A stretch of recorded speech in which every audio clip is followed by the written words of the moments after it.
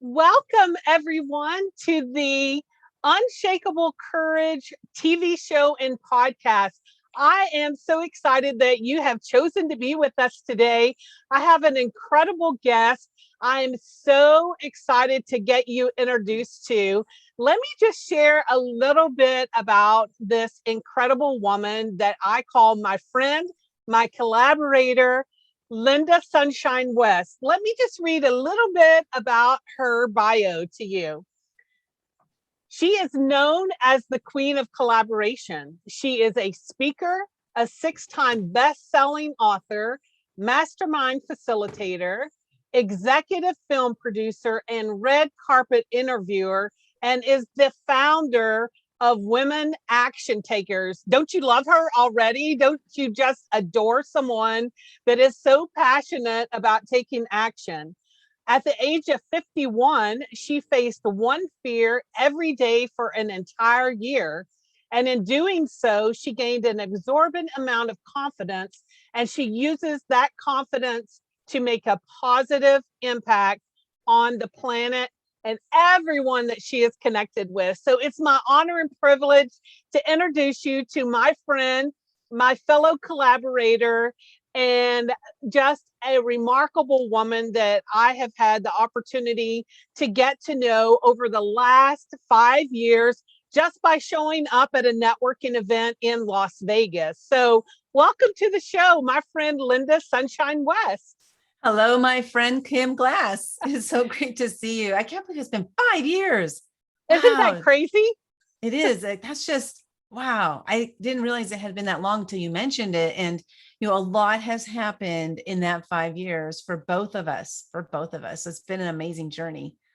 It has been. And what's been so fun is being together on a portion of that journey and just keeping the connection and, referring each other to people. Oh my gosh, you need to know Linda, or, and the reverse of that. And so I'm just so honored for you to be here on the show. Our show is about helping people move through fear with courage. And when I think about how we met and then building a relationship with you, getting to know a little bit more about your story, I'd love if you could share with us just a little bit of insight and your backstory about your fear and how you overcame it. Awesome. Thank you so much for having me. I appreciate you so much. And I love, Unshakable Courage. Like when I saw that, when you mentioned, you shared with me your YouTube video and then your book and everything. And I was like, that is amazing, because to be able to have courage, for some people, it takes a lot of work to get there. There are some people who I think have more courage naturally, and they don't just have as many fears. Everybody does have fears, by the way, because in 2015, when I was facing a fear every day for that whole year, one of the things I did is I asked people, do you have any fears? And if so, what are they? I even asked, there's this gentleman that I know, he has an IQ of like 186, and it's just like off the charts IQ. And I asked him, do you have any fears? And I thought for sure his answer would be no, because he's a very confident man. He's very tall and he's a big guy and, very confident. He goes, yeah, I have fears. I said, what is your fear? He said, my fear is a fear of boredom. And so I looked at him and I said, oh, I get it. You're bored with me. You want me to leave. And he said, pretty much. And I was like, okay, no, it didn't bother me. It was because I thought it was funny, that I was in his space of that fear of boredom. Right. And so then I asked a bariatric surgeon who is known worldwide. And I asked him the same thing. Do you have any fears? And he said, yes, I have the fear of insignificance. I want to know that when I leave here, that I have done something and I have made an impact. And I just thought it was interesting that these people who are, very, very, just very confident, extremely confident in what they do, that they still have fears. So that was when I realized that everybody has fears. So little old me, I had a lot of fears, Kim. Who faces a fear every single day for a year? That's somebody who's got a lot of fear they want to get rid of. And that was me. I grew up in a very volatile, abusive, alcoholic household. And because of that household environment, I grew up with a tremendous fear of judgment, because there was a lot of judgment in my household, as well as I became a people pleaser, fear of people not liking me, all these different fears. So when I faced a fear every day, as I started looking back, I'm like, wow, is there kind of like a common theme behind most of these fears that I'm facing. And that was that fear of judgment. It just was so strong. It had a hold on me, such a hold on me that I wouldn't do things because I was too scared of what people might think or say about me. And this came from, hearing things like, you're so stupid, you're so ignorant, and hearing these things playing in my head as I was a kid growing up and believing all of that about myself. I didn't think I had any value. So it's been an incredible journey facing a fear, every single day. I'm done with that. I don't need to do that anymore. I still have fears, by the way. They Of just show up course, different. don't we all? And I love what you share about that, because everybody has a fear, or they have a fear until they gain enough knowledge or experience, excuse me, and then they're over on the other side of it, and they're operating or moving through that fear and courage. And so but it is exactly what you talk about. Both of our stories, very, very different, but also the opinions of other people. Because as we're striving to be a better person, whether for ourselves or in our business, we do hear what I call that mental court, where we hear other people's voices trying to say that this is who we are. And we're mentally sitting there going, no, you don't even know me. Like, that is not who I am. That may be who you think you are, but it can really knock you off balance. And you may not even know it until, like you mentioned, years later into your business. And so can you talk about, we often talk about things that come up that trigger us.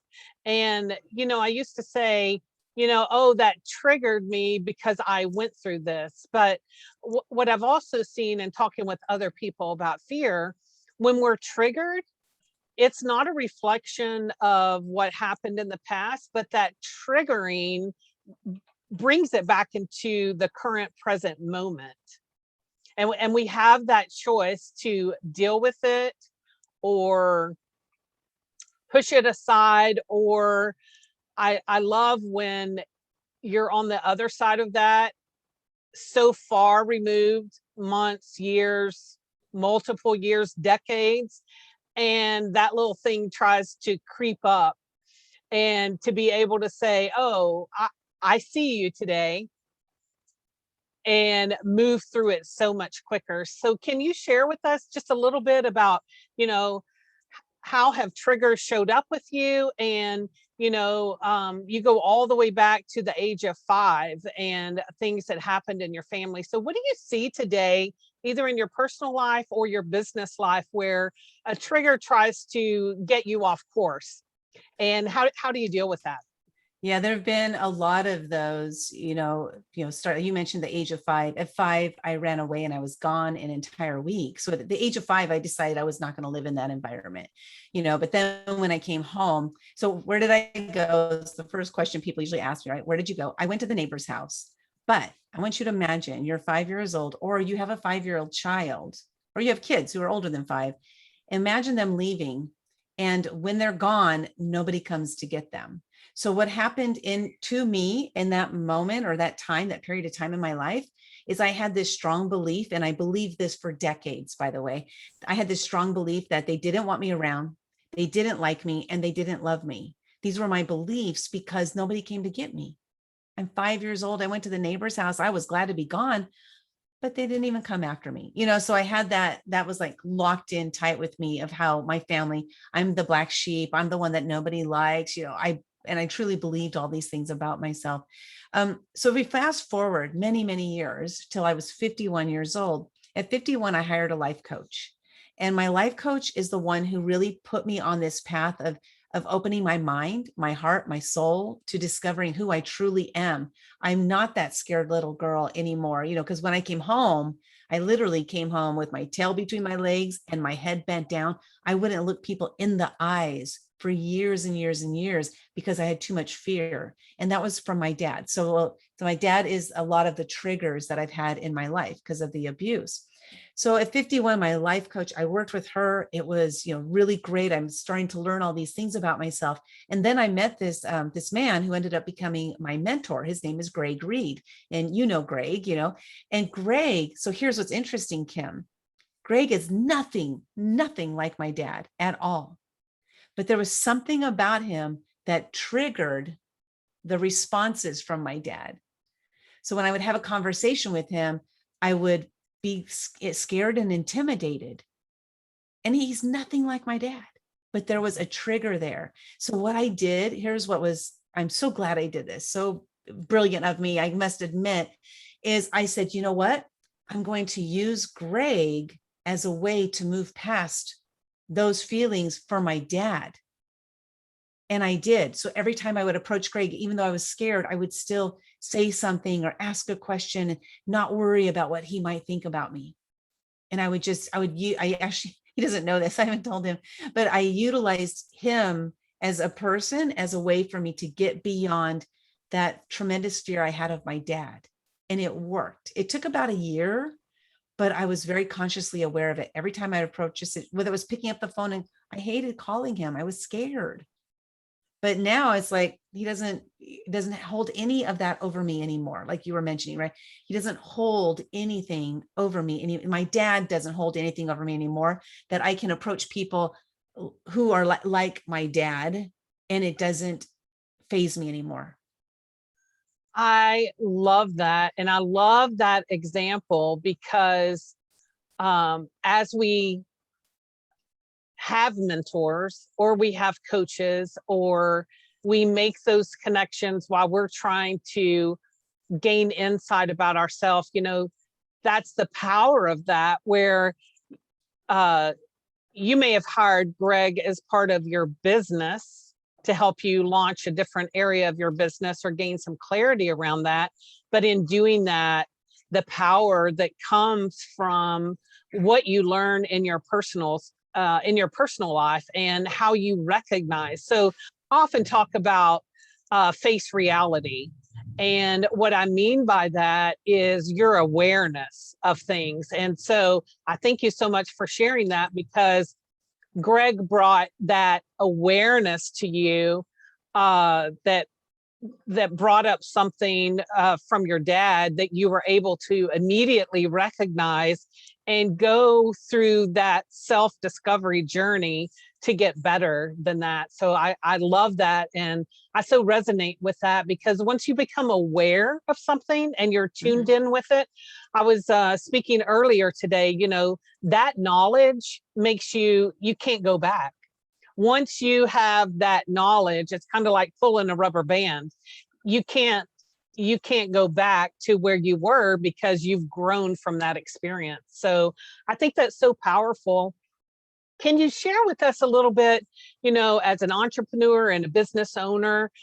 I know you shared about, the situation with having a coach and a mentor, but what is maybe one other insight that you've gained along your journey? Sometimes people think as entrepreneurship or business ownership as linear, right? Because we know what we want to do. We may know who we are. We may know what our product or service is, but I would dare to say that most entrepreneurs or business owners learn very quickly early on that this is not a linear situation. It gets messy. It gets all over the way, it gets all over the place. And oftentimes we're doing what I call the cha-cha, right? Where we're moving so many steps forward, but then we get called back so many steps. So can you share a little bit of insight on, how do you move through that? And especially, how do you move through that when you've overcome fear in your past, but how do you do that with so much uncertainty in your business? I love this question, because first of all, yeah, it is not linear at all. And I don't know if I ever thought that, because I don't think I even thought about entrepreneurship. I was in the corporate world for 36 years. And in that 36 years, I had 49 jobs. And so and I never got fired, by the way. I quit every job except one there was a huge layoff, and I was part of the layoff. But it's because I got so bored. I got so bored with the jobs. There wasn't there wasn't anything challenging for me. So when I jumped into entrepreneurship, this was after I worked, after working with my life coach. And this was right before that year of fears that I started facing, that I jumped into entrepreneurship. So that was 2015, the very beginning. And oh my gosh, yeah, talk about ups and downs, losses. I don't see losing or failure as myself as a failure. This is one thing that I thought was really important for me at the very beginning, especially since I was on a personal development journey first while I was working in corporate. And then I left corporate and then I started my entrepreneurial journey. So I had already been doing some personal development, which was really important for me to be able to step into this entrepreneurship and be able to like really grab hold of it. One of the things I was really terrified to do, and this was because of the fear of judgment, and this lasted years, by the way, after. So I would be much more successful today if I had done this one thing that absolutely terrified me. And that was making phone calls. I didn't even want to so much as pick up the phone, let alone dial the number and then wait for them to answer or not, and then get an answering, voicemail and leave a voicemail, because after voicemail, this is the common saying that I had said to myself for decades, is that, oh, that was so stupid. I can't believe I said that.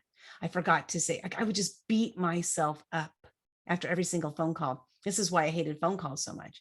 So I've since then embraced them, and I love getting on the calls. I love doing the sales calls. These are things that I had to grow to learn to love, because it's part of business. It's part of it. So when I left my corporate job, and I was working for a judge in the Ninth Circuit Court of Appeals, and he was the #2 judge in the entire circuit. So in my line of work, which I was a legal secretary, I had made it. Like I had done everything I needed to do in order to get to the top. And I was just so bored out of my gourd, it was so boring. So jumping into this entrepreneurial world, I was like, what am I going to do? How am I going to make any money?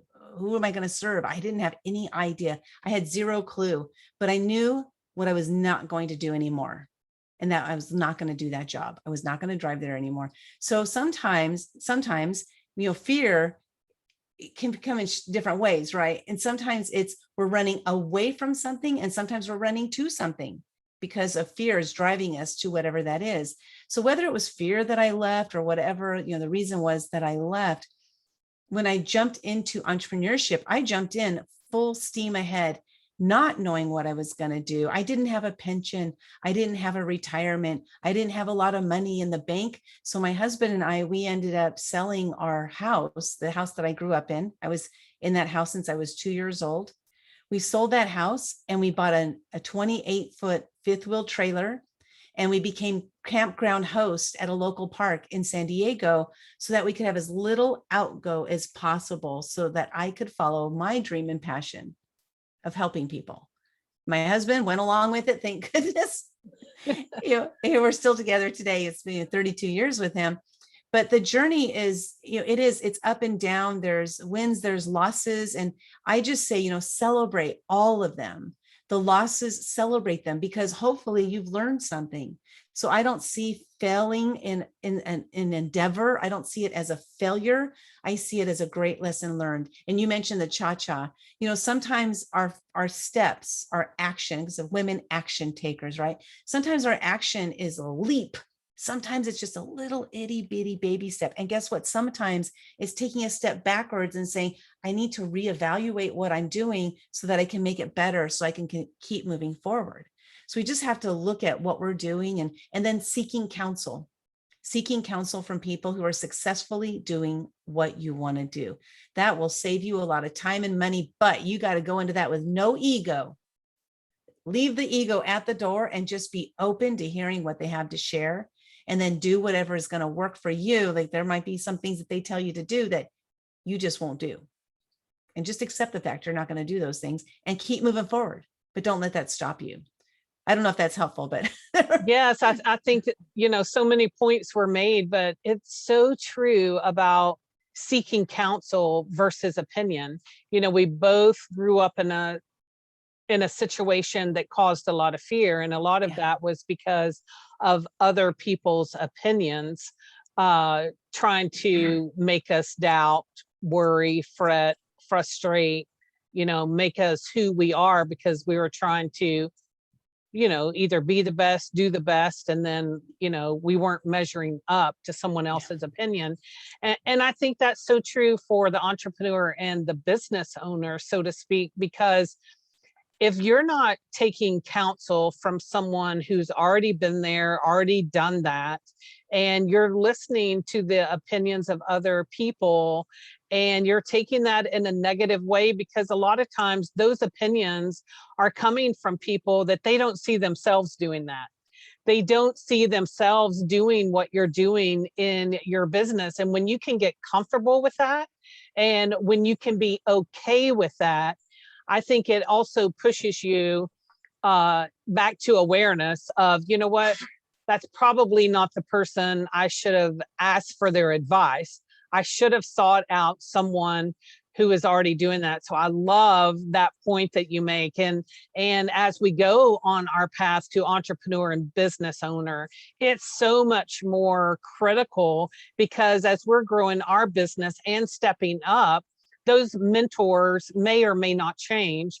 And we have to be consistently looking for the next wisest counsel on our journey as well. And that's not family, by the way.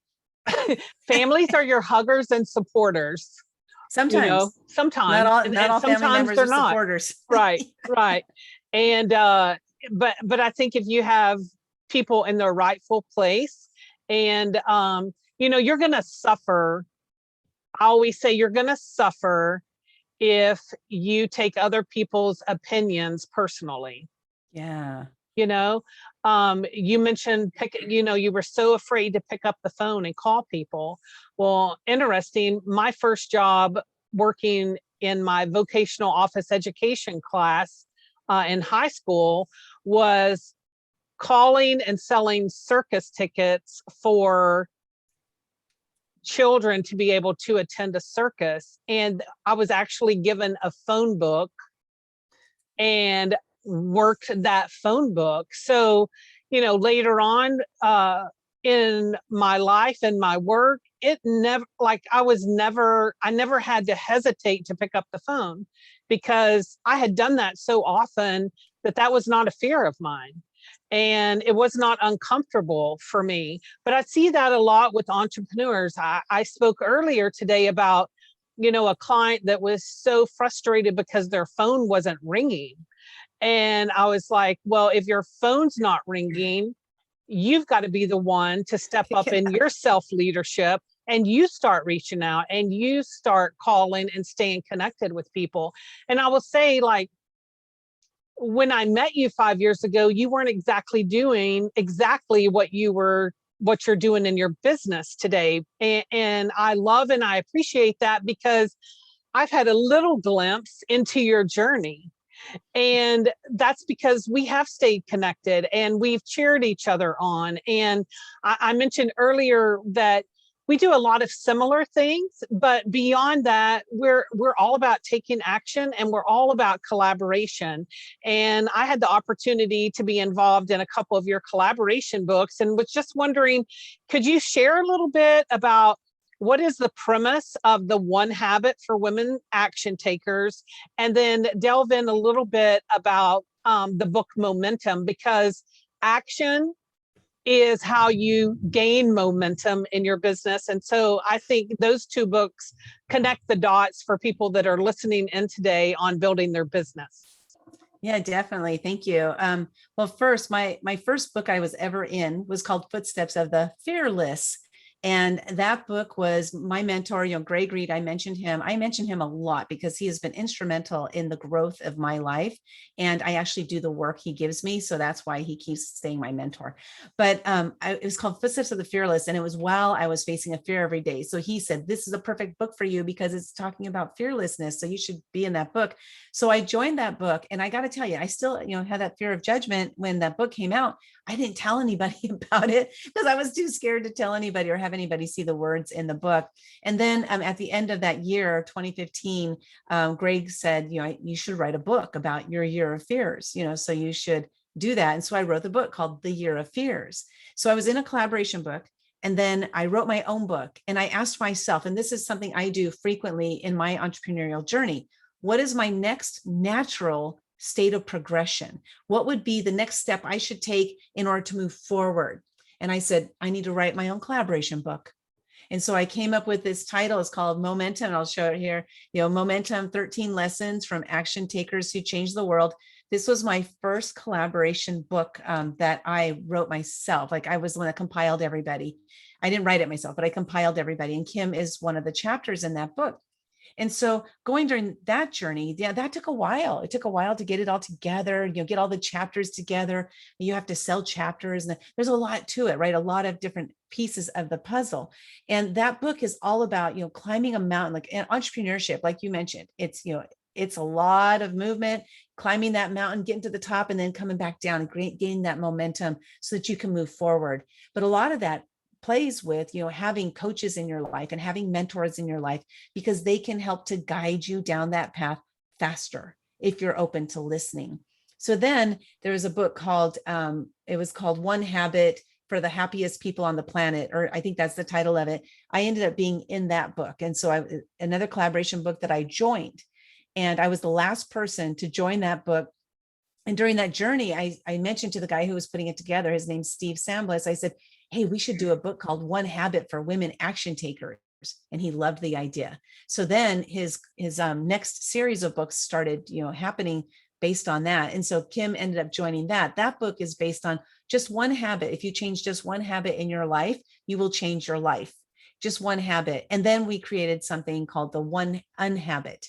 And because as I was writing my habit, I said, you know what, I actually have a lot more unhabits I need to undo than habits that I need to incorporate. And so then we incorporated unhabits. So these are habits that you should break in order to keep moving forward in your life and in your business. So then after that, I was like, shoot, I want to keep doing this. And so I'm currently writing 2 collaboration books. One is called The Fearless Entrepreneurs. And Kim, you're in that book. And then I'm also writing Invisible No More, Invincible Forevermore. And I can't remember, are you in that one too? I think I'm just in the Fearless Entrepreneur. The Fearless Entrepreneurs. Mm-hmm. Okay. Yeah, it's hard to remember who's in which right? books. I got like 60 authors. Like, how do I keep them all straight? I don't know. But it's just incredible to think about how, the original idea of writing a collaboration book with the Momentum book, I didn't know what was going to happen from there. I didn't even know that I was going to be able to do it. I didn't know it was going to be successful. I had so many doubts. And I think I shared this with you before, Kim, like during this journey of creating the collaboration book, am I going to be able to do it? Are we going to be able to put it together? Are we really going to be able to become a best-selling book, which we did in 8 hours, which was awesome. And it's just like all these, yeah, I know, it's so exciting. So all these doubts, here's my point on this is, when these doubts start showing up, remind yourself how amazing you are, how absolutely incredible you are. You have the tools. And if you don't have all the tools, there's somebody out there that does. And this is where the collaboration comes in, right? You find people like Kim, you find people like me. We might be that one little missing piece in your puzzle that's going to help you to be able to put that puzzle together and put that baby to bed, but it's really finding those people in your life.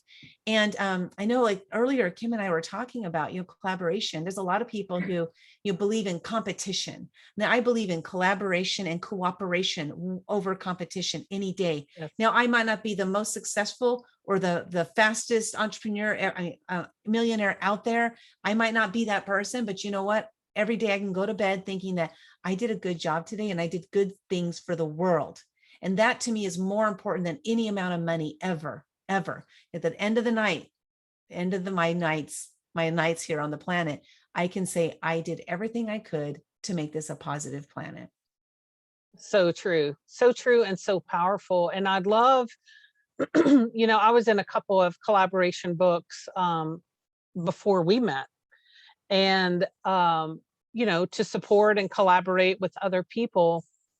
And for me, what happened for me as a result of that, instead of just writing a short chapter or just writing a larger chapter, I just kept going in support of, what, I can get behind this. Like, who doesn't want momentum in their life, or who doesn't want a new habit or a new unhabit to unlearn that can move them forward? And so in doing that, my book actually came out. But I find it interesting. You did a book first, and then you went the collaboration route. So, it goes back to however that happens or however that shows up for you, it's equally powerful. It's equally powerful because you are on a mission to help change the planet and impact as many people as you can while you're here. And then I want you to speak a little bit. You talked about your fear of phone calling and, what were other people going to say? And like, I hear that a lot. I get that, even though that was not necessarily something that I've had to overcome or battle with, because, we all have similarities, but they're not all exactly the same. But I also find it so fascinating that even though you had that fear and you worked to overcome that, I see you on the red carpet and you're interviewing celebrities and people that you've met or whoever is in that audience. So, when you think about the shift from phone calling to literally standing in person on a red carpet, how did that feel? And then if you could share with us, maybe you have a story of, what was a fun story or someone that you interviewed. Awesome. Well, it's kind of funny because the red carpet Academy Awards after party, interviewing stars. This is not anything that I ever had on my vision board, which I don't have a vision board, but if I had one, it would not have been on there. For that to happen, it's kind of interesting how it happened. And I'll give credit to the beginning of it. Was a couple of years ago, I was attending an event, and my coach was there, and he wanted all of us, in his coaching program, we were all there. And he said, okay, your job is to go get, as many business cards as you can. That was the assignment for that day. Oh my God, I was terrified because talking to people is not something, like approaching people is not something that I like at all. And I was terrified to do it. So I did something. I broke out my selfie stick. I broke out my cell phone. I put my cell phone on that, and I walked around and I interviewed people. And this was the start of my interviewing techniques, I guess. So I went out there and I interviewed people because interviewing them meant I was going to give them something. I was going to give them the ability to be seen and be heard. And then at the end, I would ask for their business cards so I could send them a message with a link to the video so they could watch it. So I was giving, right? So I approached it from that standpoint. I got 24 business cards that day because I did 24 interviews in like an hour and a half, maybe 2 hours. It's about a 2-hour video. And I loved it. I loved asking questions. I loved having an opportunity to share them. And so that kind of started that little bug of interviewing people. Then I started doing more interviews at different events. I would go to events and I would say, hey, can I set up my stuff and interview some of the people here at your event? And it was just random events, networking events and stuff. And everybody was like, of course, because I was going to advertise their event, right? So It was awesome. So as we go down the line, I was talking to, Greg Reed, my mentor, and, I ended up becoming his assistant for a couple years, and I would help him with his events. Secret Knock is an event that I, was the organizer for, and incredible event. But along that journey, I ended up meeting people that he knows. And I said, hey, and one thing he told me, he said, every event I go to, you can go for free. You just need to let me know you want to go, and I'll put you on my guest list. I took advantage of that. I took 100% advantage of that, And so one of the events was called City Gala. City Gala is the Academy Awards after party where stars are walking down the red carpet, and there's, people interviewing them and snapping photos and all of this stuff. So I got thinking, oh, I wonder if they'll let me interview stars on the red carpet. So I reached out to Greg and I said, hey, I was thinking it would be cool to interview stars on the red carpet at the City Gala. Do you think they'll let me? And he goes, I don't understand the question. This is in a text message. I don't understand the question. And I said, do you think they'll let me interview stars on the red carpet? Like, how else could I ask the question? He picked up the phone and he called me. He goes, Linda, you don't understand.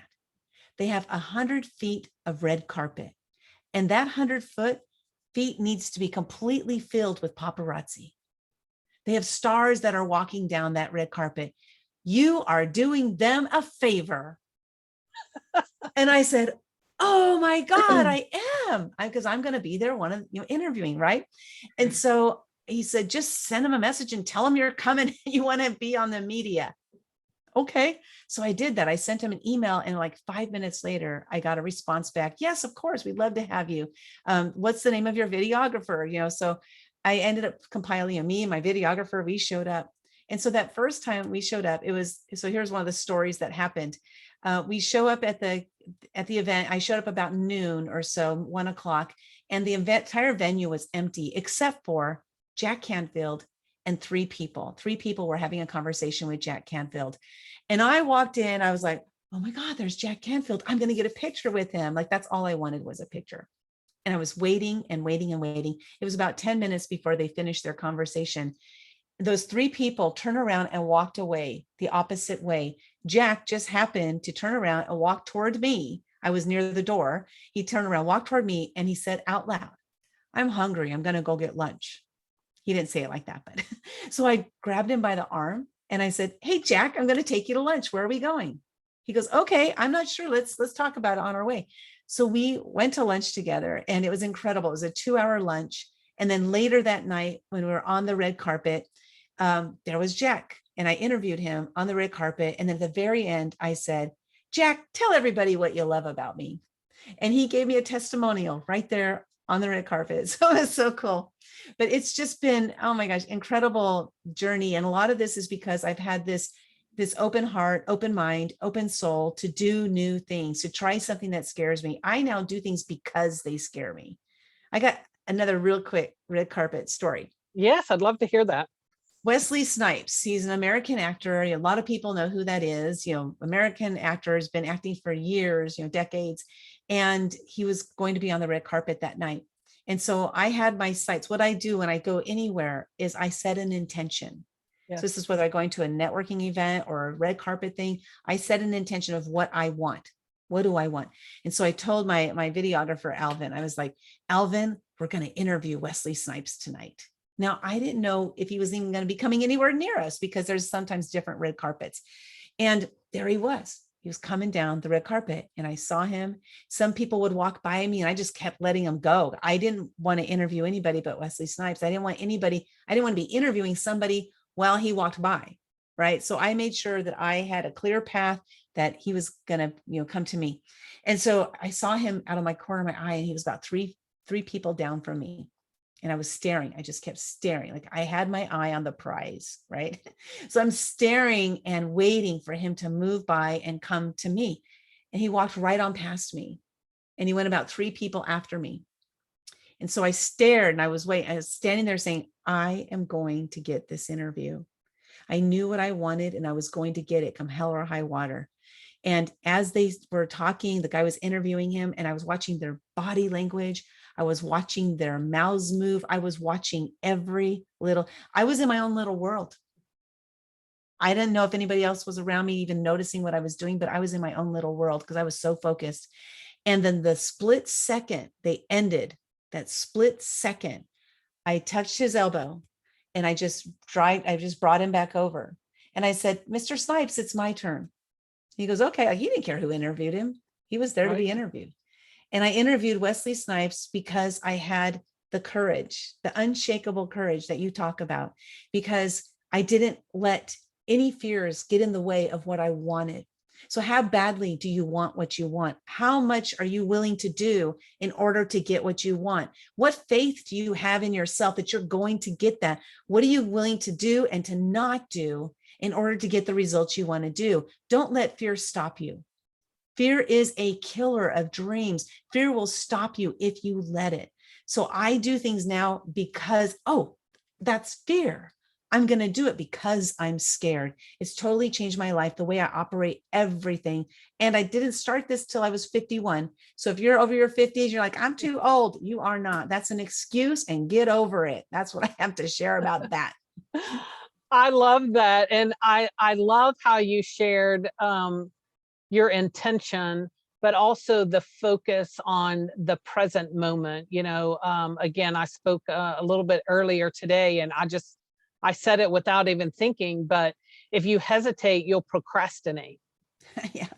And, when you share your story about lunch with Jack Canfield and having that just split second to get Wesley Snipes over to your interview, that's like seizing the moment, but also being present in the moment. And I think those things are so powerful for us personally and also in our business. And the focus on that when you're networking, what else do you have to share on that? Yeah, because there's a saying I came up with during this whole process of this growth is to see the opportunity, then seize the opportunity, because opportunities abound. They're all over the place. Yes. But oftentimes we're not focused on them, or we don't know really how badly we want them, or we're not willing to do whatever it takes to get them.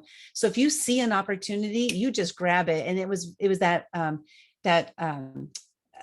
Jack Canfield incident then realized that there was an opportunity there. Linda at 50 years old would have done this.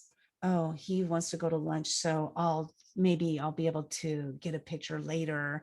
I don't know, yes. But if it doesn't happen, it wasn't meant to be for me because I don't deserve it. That's the old Linda. This Linda says, here's an opportunity I'm going to take it. Yeah. I'm going to see what happens. It was an incredible lunch. It was 2 hours with Jack Canfield. As we were walking to the lunch, people were stopping him. I was with him. So I was like, I got you, Jack. I'm your paparazzi handler. Yeah. But somebody said, is this your wife? And he said, yes. Like he was just having a good old time, having a good time. It was so funny, but people were stopping. Everybody wanted a piece of him. They wanted his picture. They wanted his autograph. They wanted him to look at their products. Like everybody wanted a piece of him. So the very first thing I said when we sat down for lunch is, Jack, I just want you to know that I don't want anything from you. I am here just to be in your presence. That is it. And he had an immediate sense of relief. I could see it. You could see the shoulders, drop down and stuff. I didn't want anything from him. So we were at lunch for 2 hours and he listened to me. And I listened to him, and we got to really know each other. That I was at an event the following week that he was speaking at, and he saw me. Hey, it's Linda. He yells across the hall. Hey, it's Linda, my lunch buddy. And people are like, who's that, Linda? So, I mean, not that it's a big deal, but it was a big deal. It felt good to be remembered by somebody who is confronted with, lots of people all the time, people wanting something from him. So it was just a great experience. And that really helped me to see how important it is that when we see that opportunity in that moment, we must seize it. Otherwise, it's going to pass us by and we're going to be kicking ourselves saying, I should have. Oh, I wish I had done this instead. That's a terrible way to live your life.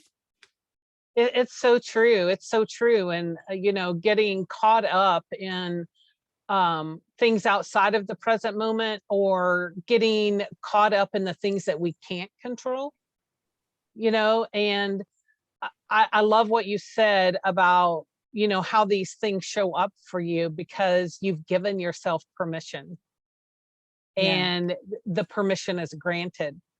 You are enough. You're all those things that society or other people have passed on opinions way back in your life. And I'm just so thrilled to be connected with you and to be great friends and collaborators with you, and continuing watching your journey. And so thank you so much for your insights. I'm just wondering, can you share how people can get in touch with you? Because we're both networkers. I know you have some great events coming up, and just want to let you have the opportunity. How can people reach you to get connected with you and learn more about all of these exciting projects you have going on? Oh my gosh, you haven't even heard the beginning of it. It's awesome. I have a program I'm going to be creating called the Fearless Entrepreneurs Academy. It's not going to be a program, but it's an academy to help to create fearlessness in entrepreneurs. But that's just one of the many projects on the pipeline out there. But women action takers, you can find us. We're on, the podcast is out there on like 12 different platforms that we're at, on Facebook, Women Action Takers, on Clubhouse. I have the Women Action Takers Club, which I'm loving Clubhouse, by the way. It's an incredible way to connect with people faster. And then, different programs that I have. I'm Linda Sunshine West on, Facebook, LinkedIn, Twitter, which I don't use, Instagram, Clubhouse, and just, that's who I am. And that's what I'm all about, is that women taking action. It's so important for us to take action. And that's, again, that seeing and seizing the opportunity is part of that action that we take, right? But it's just, life is too short. I'll share really quickly. My mom was with my dad for 55 years until the day he passed away. The first words my mom said, and I was standing right next to her, the very first words she said when my dad took that last breath were, "Thank God the bastard is dead." Wow. Those were her first words. She had lived 55 years with a man that she was not happy with at all. And so I share that because 2 weeks before she passed away, she said, "Linda, I've lived my life with so many regrets. You make sure you go out there and you live the rest of your life with no regrets." And I didn't really know what that meant until more recently, but that has impacted my life to make sure that every single day when I wake up, that I do what I want to do. As long as I'm not harming anybody, I'm adding value to my life, and I'm adding value to other people's lives. But me going out there and doing some of the things I'm doing, it's because I'm making sure that when I take that last breath, that I could say, damn, that was a good life. Now, maybe the first part of it wasn't all that great, but it's okay, because all that first part of it led me to who I am today, every single bit of it. And I'm grateful. I went on a grateful journey last year for my dad. So it wasn't only about gratitude, or it wasn't about forgiveness, because first I was going to do a forgiveness journey. Instead, I decided to turn it into a gratitude journey. So what I did is every single day for 100 days, the last 100 days of the year, is I would come up with a story from my dad and how it made me mad, how I hated him, how he was a monster, all these different things. These are all the stories that I have from my past. And then I said, I'm going to turn those stories around, and I'm going to turn them to see the gratitude that I have for him being in my life and for creating who I am. And boy, it helped me a lot. He's been passed away for 12 years now. And just being able to go through that and to have gratitude for him helped me to become a better person. It's been awesome. Oh, that's so impactful, because just like in networking and what we talk about, when you're stuck or frustrated, it's because you're focused on yourself instead of other people. And what a beautiful story of how you were able to turn that around, the grief and the anger and the frustration, and give gratitude for it. And exactly like you said, by doing that, it's another way of releasing those things, and taking yourself to another whole level, and viewing things from a higher perspective. So I love that about you. You're such an inspiration. I'm so glad to call you my friend. And I thank you so much for sharing your heart and your journey with us today. And thank you so much for everything that you do, and who you are, and how you show up in this world to impact other people. I adore you. And I'm so excited to actually see you in a couple of months at a next event. And but I thank you so much for sharing with us today on the Unshakable Courage TV show and podcast. And I look so forward to continuing just being a small eye looking in on everything that you're creating and the impact that you make. And so thank you again so much for sharing with us today, and hope you have a wonderful day. Thank you all for listening in to us, and welcome you back. We're here weekly on Tuesdays, and come join us, invite your friends for the Unshakable Courage Show. Thanks so much, and have a great day. Awesome. Bye. Thank you. Bye, Linda.